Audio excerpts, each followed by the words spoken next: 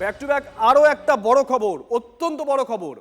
রাজ্যে সরকারি বিমা নিয়ে বড় ঘোষণা করেছেন মুখ্যমন্ত্রী। যারা আয়ুষ্মান ভারত পাবেন না, ধরুন আপনি আয়ুষ্মান ভারত পাচ্ছেন না, তাদের জন্য মুখ্যমন্ত্রীর স্বাস্থ্য বিমা যোজনায় 5 লক্ষ টাকার ফ্রি চিকিৎসা রয়েছে। শুধু পশ্চিমবঙ্গই নয়, গোটা দেশেই সেই কার্ডের সুবিধা পাওয়া যাবে। রেজিনগরের সভা থেকে ঘোষণা করেছেন মুখ্যমন্ত্রী।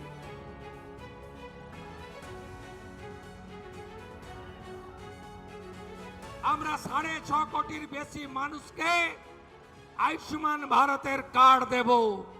যারা আয়ুষ্মান ভারতের কার্ড পাবেন না, তাদের জন্য মুখ্যমন্ত্রী স্বাস্থ্য বীমা যোজনায় 5 লক্ষ টাকার চিকিৎসা ফ্রি দেব এবং সেই চিকিৎসার কার্ড আগের সরকারের মতো শুধু বাংলায় নয়, গোটা ভারতে যাতে সেই 5 লক্ষ টাকার বেনিফিট পান, সেই ব্যবস্থাও আপনাদের সরকার করবে।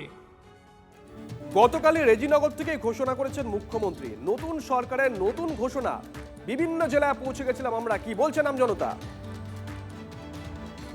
সুবিধা হবে। আমরা আয়ুষ্মান কার্ড কি অনেকে কারা পাচ্ছে না, যেমন রেশন কার্ড অনুযায়ী পাচ্ছে, হয়তো ছোট রেশন কার্ড আছে তাদেরা পাচ্ছে, বড় রেশন কার্ড পাচ্ছে না। সেক্ষেত্রে হয়তো মিস্টেক্সে কি হয়েছে, অনেকের গরিব তাতেও বড় রেশন কার্ড হয়ে গেছে, তারা আয়ুষ্মান থেকে বঞ্চিত হয়ে যাচ্ছে। তো এই যে ঘোষণাটা করেছে, এর থেকে খুবই উপকার হবে, সুবিধা খুব ভালো হবে।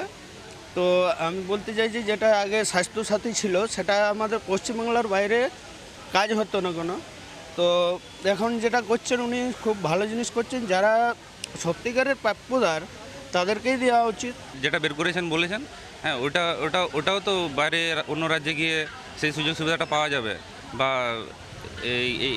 এই সুবিধাটা মোটামুটি মানুষের জন্য খুব ভালো আর কি, আমার যেটা মনে হলো। আর ভিন রাজ্যে গিয়েও চিকিৎসা করা যাবে। 5 লাখ টাকা চিকিৎসা এখানে তো পড়ে নেই, সবাই গরিব মানুষদের জন্য খুবই সুবিধাজনক। এটা সবারই দরকার, একজনের কেউ পাবে কে পাবে না সেটা তো ঠিক না। না, ঠিক আছে তো, এটা খুব ভালো জিনিস তো। মানুষ, গরিব মানুষের উপকার হবে, কোথাও চেম্বার দেখাতে পারবো আমরা সব মানুষ, গরিবজন মানুষ। খুব সুন্দর জিনিস তো এটা। অন্য রাজ্যে গিয়েও চিকিৎসা করানো যাবে, এটা খুব ভালো জিনিস তো। আমার সব মধ্যবিত্ত মানুষের খুব সুবিধা হবে। অনেক সুবিধা হবে। দেখুন, আমাদের সব মধ্যবিত্ত বা গরিব মানুষ সব জায়গায় চিকিৎসা করতে পারি নাই তো টাকার জন্যে। যদি বাইরে আমাদের দেখুন ভেলোর যেতে হয়, বোম্বাই যেতে হয়, আরও বিভিন্ন দক্ষিণ ভারতের বিভিন্ন বড় বড় হসপিটাল যেতে হয়, সেখানে চিকিৎসা করার ক্ষমতা আমার থাকে না। যদি এই বিমাটা আমাদের কাজে লাগে, আমাদের মুখ্যমন্ত্রী যেই ব্যবস্থা করে, যদি ভালো ব্যবস্থা করতে পারে, আমাদের প্রচুর সুবিধা হবে। আমাদের কাজের সূত্রে তো আমি যেমন জামশেদপুরে থাকি, তো সেক্ষেত্রে আমি গিয়ে কার্ড দেখিয়ে আমি সেই চিকিৎসা পাবো, তাতে করে আমার খুবই উপকার হবে। আমাদের পশ্চিমবঙ্গের মুখ্যমন্ত্রী মাননীয় শুভেন্দু অধিকারী যে প্ল্যানটা নিচ্ছে খুব ভালো, সাধারণ লোকের খুবই সুবিধা হবে, তাতে আমরা খুব খুশি। সুবিধা তো অবশ্যই হবে। মাননীয় মুখ্যমন্ত্রী শুভেন্দু অধিকারী যেটা ডিসিশন নিয়েছেন, পশ্চিমবঙ্গের সবার ভালোর জন্য নিয়েছেন। আর এতে সবার যেরকম সুবিধা হবে, আমাদের গ্রামাঞ্চলে যে স্বাস্থ্য পরিষেবাটা আগে যেরকম ছিল, এখন হয়তো আর একটু ভালো করতে হবে। এইভাবে নিয়ে যদি আরও ভালো করা যায় তাহলে আরও ভালো হবে। বাড়ির পাশে তাপবিদ্যুৎ কেন্দ্র হওয়ার কথা ছিল, বিদ্যুৎ কেন্দ্র হয়নি। ঘরের পাশে কাজের সুযোগও ভুলছেন কাটোয়ার মানুষ। বিজেপির জমানায় নতুন করে বুক বাজছে পূর্ব বর্ধমানের এই জনপদের মানুষ। প্রস্তাবিত বিদ্যুৎ কেন্দ্রের জমিতে শিল্পের ভাবনা সরকারের। আমার যে পরিকল্পনা ছিল, সেখানে একটা ভালো শিল্প আগামী দিনে আসতে চলেছে। তাপবিদ্যুৎ কেন্দ্রের জন্য অধিগৃহীত জমিতে শিল্প। মন্ত্রীর আশ্বাসে শিল্প নিয়ে আসার সঞ্চার কাটোয়ায়। 9 করে 20 বছর হয়ে গেল। তাপবিদ্যুৎ কেন্দ্রের জন্য জমি দিয়েছিলেন কাটোয়ার শ্রীখণ্ড, দেবকুণ্ডু, কোশিগ্রামের বেশ কিছু মানুষ।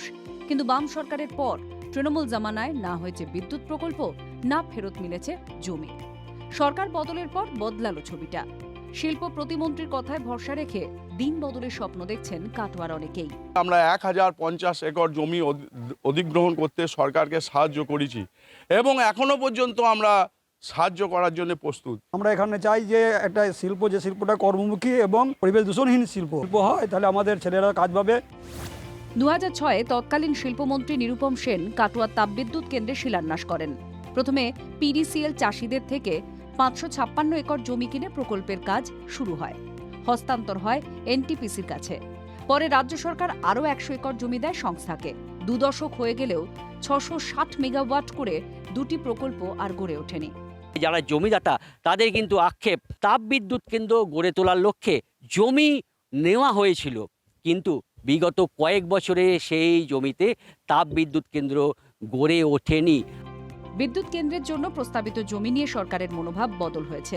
এলাকাবাসী চান সবার কাজ হোক। আমরা শিল্পের পক্ষপাতী, কিন্তু জমি হারাদের ব্যাপারটাও যেন দেখা হয়, সেক্ষেত্রে তাদের যেন এই শিল্প যেটা হবে সেখানে কোনো কাজের ব্যাপারে তাদের যেন অগ্রাধিকার দেওয়া হয়। তালাবন্ধ জমিতে এবার শিল্পের আশা। কেউ বলছেন বড় শিল্পের সঙ্গে অনুসারী শিল্প সবার উপকার হবে, তাতেই নাকি ভোল বদলে যাবে কাটোয়ার। পূর্ব বর্ধমান থেকে কৌশিক দত্ত ও মনতোষ পোদ্দারের রিপোর্ট, TV9 বাংলা।